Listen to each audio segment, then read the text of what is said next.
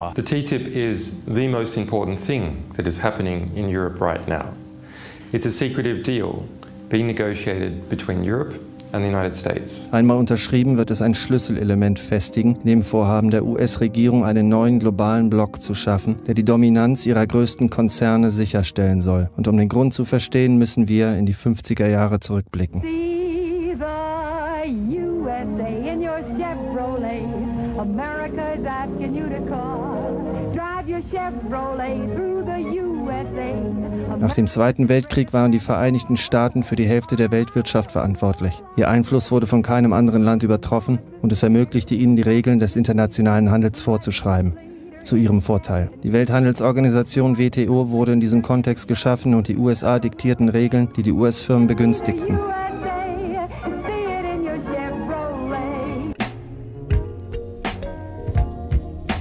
Als aber Wirtschaften wie China und Indien der WTO beitraten, wurde der Schauplatz etwas demokratisiert und es wurde für die USA schwieriger, die Entscheidungsprozesse zu kontrolliien.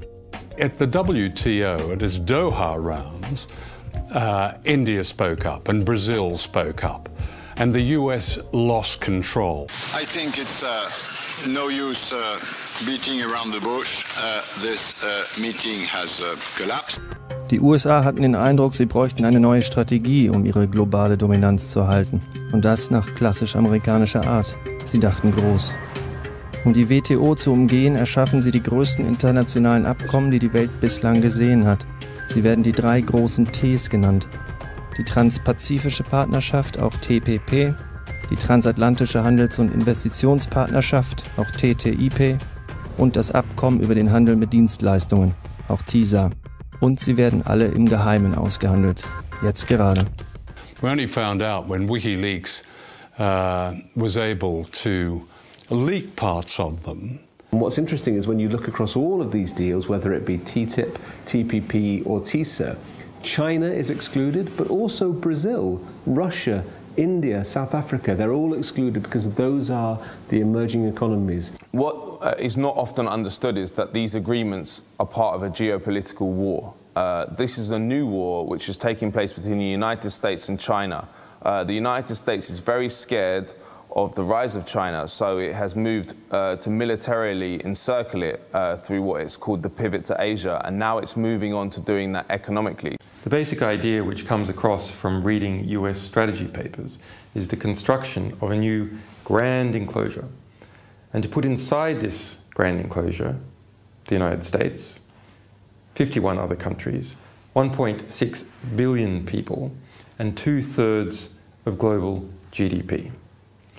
To integrate Latin America away from Brazil and towards the United States, to integrate Southeast Asia away from China and towards the United States, and to integrate Western Europe, pulling it away from Eurasia as a whole and towards the Atlantic. Von den 3 großen Ts hat WikiLeaks 4 Kapitel des TPP enthüllt, die 12 Länder aus Nord-, Mittel- und Südamerika sowie Südostasien betreffen. Wir haben auch den Kerntext des TISA-Abkommens erhalten und veröffentlicht, das 52 Länder betrifft, einschließlich der EU. Aber fast alles von TTIP ist immer noch geheim. Einmal unterschrieben wird TTIP über die Hälfte des globalen Bruttoinlandsprodukts verantworten und wird jedes Mitgliedsland der Europäischen Union betreffen. Jedoch haben Parlamentsangehörige der EU deutliche Beschränkungen in das vorgesehene Abkommen Einsicht zu bekommen. Yeah, I found it incredible as well that for something which is a trade agreement, not a matter of life and death in terms of security, where maybe you can understand some restrictions, and we don't even like those very much,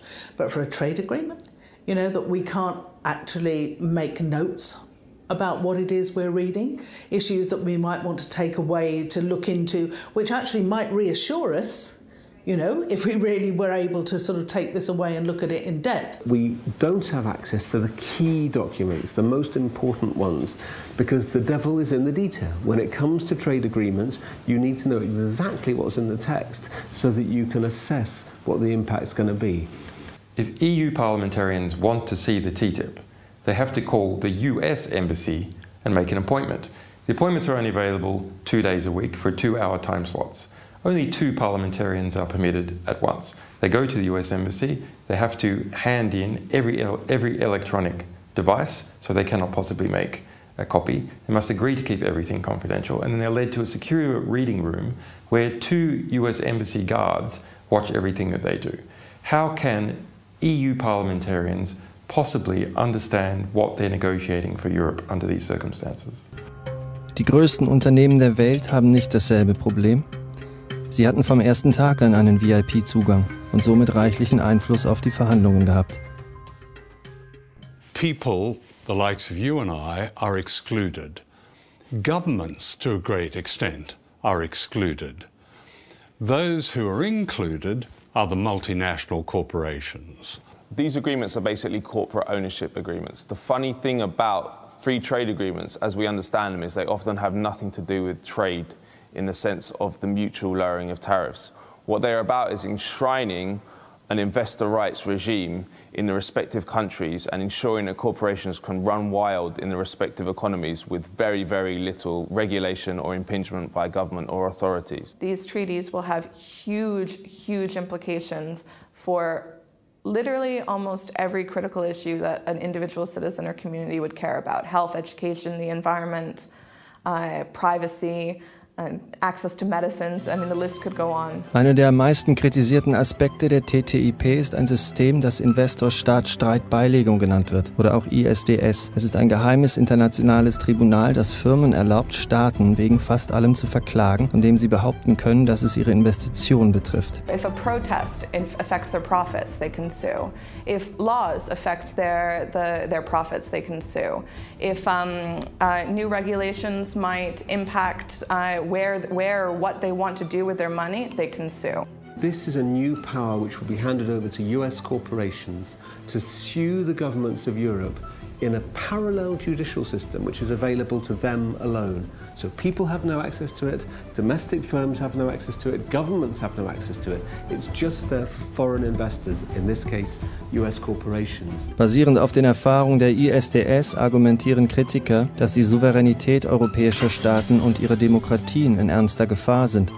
Vergangene rechtliche Auseinandersetzungen umfassen die schwedische Firma Vattenfall, welche die deutsche Regierung auf 3,7 Milliarden US-Dollar verklagt hat, dafür, dass sie den Ausstieg aus der Atomenergie beschlossen haben.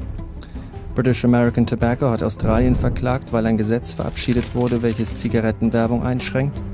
Die französische Firma Veolia hat Ägypten verklagt, weil dort ein Mindestlohn eingeführt wurde. Damit die USA und die EU ein Markt werden, argumentieren Befürworter von TTIP, müssen regulatorische Schranken beseitigt werden. Auf diesem Wege etwa müsste ein US-Hersteller von Sicherheitsgurten, der schon seine Sicherheitsgurte inländisch verkauft, diese nicht noch ein zweites Mal auf Sicherheit überprüfen lassen, weil die EU einstimmen würde, die US-Sicherheitsstandards anzuerkennen. Sie argumentieren, dass so Geld eingespart, Arbeitsplätze geschaffen und für die Kunden Preise sinken würden. Aber wie sicher sind US-Standards? So in the USA, 70% of all processed food sold in supermarkets contains genetically modified ingredients, whereas in the European Union, we've said quite clearly we don't want GM ingredients in our food chain. Similarly, in the US, 90% of all beef is produced using growth hormones, which have been found to be carcinogenic in humans. So they're banned in the European Union. And what the US government is saying is that under TTIP, under the free trade rules that they want to bring in, European consumers don't get the right to choose. In TTIP sind alle wichtigen öffentlichen Bereiche in Europa enthalten, einschließlich Erziehung, Wasser, Bahnen, Postdienste und wohl am kontroversesten beinhaltet es auch das öffentliche Gesundheitswesen. What is so scary about this is that corporations want to lock in their power. So they not only want increased power, but they want to make it impossible for sovereign governments to reverse the changes which are going to give them power. So, for example, with TTIP, if it passes with ISDS in it, the privatization of the National Health Service, which is happening in the UK, can never be reversed. What is democratic about an enormous imposition of power on countries whose citizens have no way of knowing what's going on, of debating it, or influencing their government in its decision? That's anti-democratic. The history of these agreements shows that they're very difficult to change unless people can see what's in them. And that's why they're kept secret. because when the contents are revealed, it generates an opposition.